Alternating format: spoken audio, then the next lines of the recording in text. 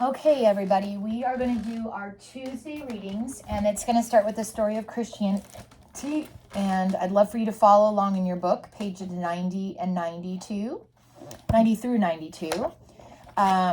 This is a new empire and a Christian culture. So it says on the side there, any unbaptized Saxon who tries to conceal the fact from his fellows refuses to accept baptism shall be put to death. By the middle of the 8th century, the papacy was finding it increasingly difficult to meet the burden of defending Rome from invasion by the Lombards. Pope Stephen II enlisted the help of the Frankish king Pepin in defending the city of Rome. Pepin and his 2 sons were consecrated by the Pope and made protectors of the Romans. This papal-Frankish alliance proved most effective. Pepin routed the Lombards, forcing them to promise peace and to hand back the treasures and important territories in northern Italy.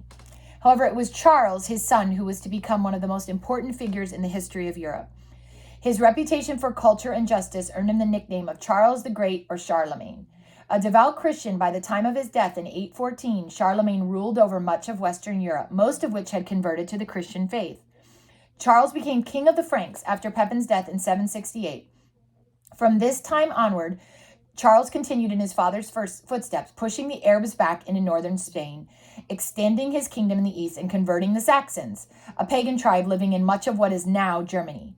In the autumn of the year 800, Charles settled a violent dispute between Pope Leo III and the aristocracy of Rome. And so it was that on Christmas Day of that year, Charles was crowned Emperor of the Holy Roman Empire by the Pope. Not only did this restore the power of the papacy, but Charles's influence increased dramatically after his coronation. Thus, by a quirk of fate, power was consecrated in the pontifical court, and a new empire in the West was established. So, in 800, Charlemagne, or Charles, Charles the Great or Charlemagne, so it's the same name. Charles the Great or Charlemagne was crowned emperor of the Holy Roman Empire. The coronation took place in St. Peter's Basilica in Rome, which I have been to. Okay, so initially the alliance between the popes and emperors was mutually favorable, but it became increasingly fraught with tension. Charlemagne resented the fact that he was beholden to the pope, and the pope in turn resented being treated by Charlemagne as a mere court official. In the East, the emperor and the citizens viewed the developments with dismay. The Bishop of Rome was overstepping the mark, they thought, while the new self-styled emperor was obviously setting himself up in opposition to the Byzantine emperor. Charlemagne wanted all the people of the empire to worship in one language. Deeply affected by his Roman connection, in 781, he asked Pope Adrian to give him a sacramentary, a book containing the text of all liturgical prayers, including the Eucharist, and ordered the Roman rites in Latin to be used throughout the lands. This was an important step in making Western Christians feel part of the united church. In fact, Charlemagne saw, much as Constantine had appreciated in the 4th century, how religion could be used as a unifying force. Conversion to Christianity for those who had not embraced the faith was often by force. Charlemagne commanded that any Saxon who refused baptism was to be put to death, and a similar fate awaited any pagans who plotted against the Christians. Like Clovis before him, he insisted on mass conversions and mass slaughter in case of resistance. It's really incredible that you would kill someone. It just seems so contradictory to the faith. Dedicated to improving his empire, Charlemagne engaged the services of the church, especially the monasteries. His chief advisor, Lucian, was an English monk who supervised improvements in the liturgy and in sacred music, making them in accordance with the Roman usage. It says, for 400 years, due to the barbarian invasions, little literature of any worth has been produced in Europe.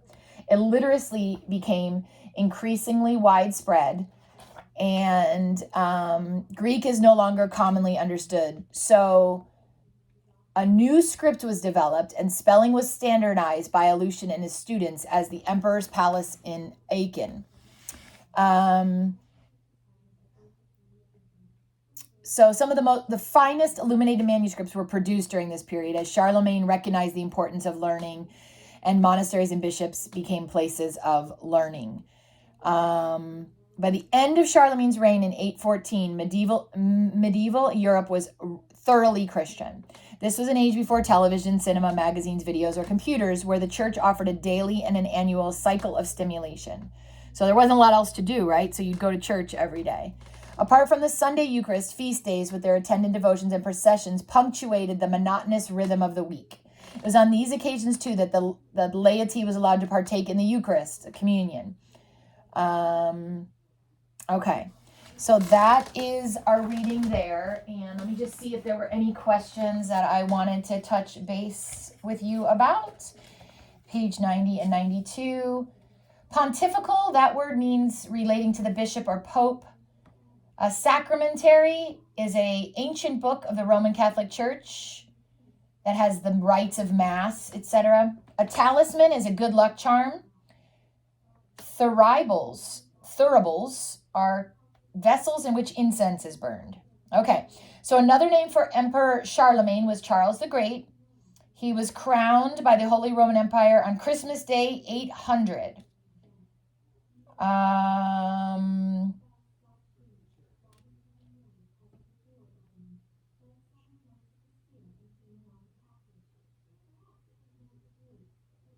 Okay. We also have art objects. I skipped that little section there about this cult of relics, okay?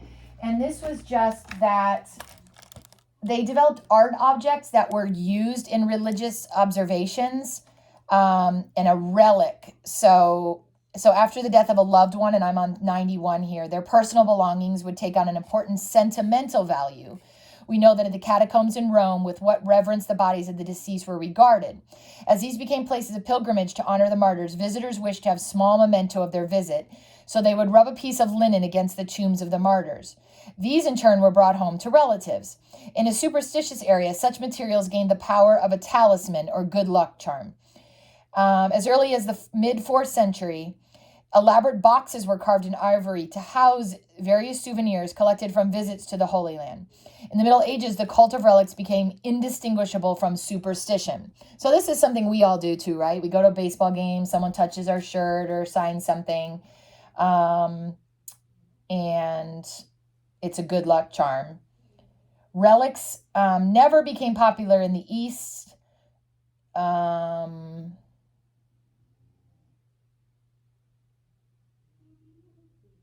And then, of course, people are going to take advantage of that. They're going to make something that they say is a relic that's actually counterfeit, etc. Okay?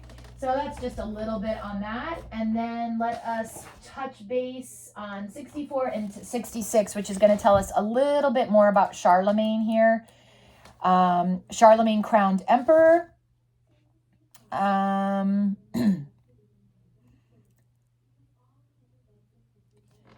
So should church and state be one? I'm on page 64. In the ancient world, every state had its own gods, and the Roman emperor had been one of them. No one separated religion from politics.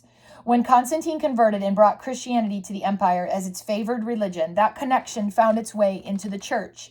Even after the empire fell, many people clung to the idea that there should be a Christian empire. But who would lead it? Was the spiritual leader the Pope to rule, or would authority lie in the hands of a king? Through the Middle Ages, leaders would seek the answers to these questions. By the middle of the 8th century, the papacy had become powerful, that's the Pope, yet it still had not achieved the goal of restoring order to the Western world. In 754, a forged document, the donation of Constantine, would attempt to keep alive the idea of a Roman Empire. According to the donation, the Roman Emperor Constantine had moved to Constantinople to allow the Pope control of the West. Constantine had purportedly bequeathed that part of the empire to the Bishop of Rome. Following the ideas in the donation of Constantine, the Frankish king, Pepin III, son of Charles Martel, decided to take Ravenna from the Lombards to give it to the Pope. So the Pope had gained his own territory. He never achieved direct imperial control. That would lie in the hands of Pepin's son, Charles the Great, or Charlemagne. In 771, when Charlemagne took the throne, he began 3 decades of conquering. He pushed the borders of his kingdom east, and in the end he controlled Burgundy, much of Italy, Albania, Bavaria, and Thuringia. To the north, he had power over Saxony and Frisia. East of these, he created territories with a special military organization called marches. They stretched from the Baltic Sea to the Adriatic. For the first time, a large part of Europe had a stable leadership. Until Christmas Day 800, Charlemagne held the title king. On that holiday, Pope Leo II crowned him emperor, and again it seemed that Western Europe had an emperor to follow in Constantine's footsteps. Certainly, Charlemagne took seriously the idea that he become the Christian emperor, for all his official dispatches began Charles, by the will of God, Roman emperor. The new emperor was an imposing man, tall, strong, a great horseman, and a fearless and sometimes cruel fighter. He presented Europe with a powerful but benevolent father figure. Charlemagne by no means wished to lose any of his power. The emperor in Constantinople presented no problem, for he had officially recognized Charlemagne's rights. But those under him or the pope might seek to strip Charlemagne of some authority. Because his was a vast realm, Charlemagne appointed a pair of officials known as the Missi Dominici. These men traveled the empire to check on local officials. Even the pope could not hide from their watchful eyes, and the Missi held sway over church and state. Though he was barely literate, Charlemagne held learning in high esteem. Under his peaceful rule, an awakening of art and scholarship known as the Carolingian Renaissance took place. The emperor sponsored a palace school at Aachen.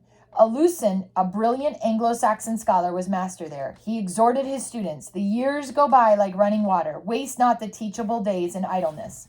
Alcuin wrote textbooks on grammar, spelling, rhetoric, and logic, and he wrote biblical commentaries and took the side of the orthodoxy in many theological debates. The Carolina Renaissance preserved many writings of the ancient world. Charlemagne's rule provided political stability and culture. He did not want to give the Pope his power. Was he not a Christian emperor whose ultimate loyalty was to God? When Charlemagne died in 814, his empire began to gradually disintegrate. It was divided among his three sons, and slowly the Pope gained more and more power. But Charlemagne had bequeathed the West an alluring vision, a Christian king with a supreme authority throughout his domain. For hundreds of years, popes and kings would seek such control over their own territories and others. It was an idea that would take a long time to die. And I'm just checking now to see if there's any questions I should discuss with you about that.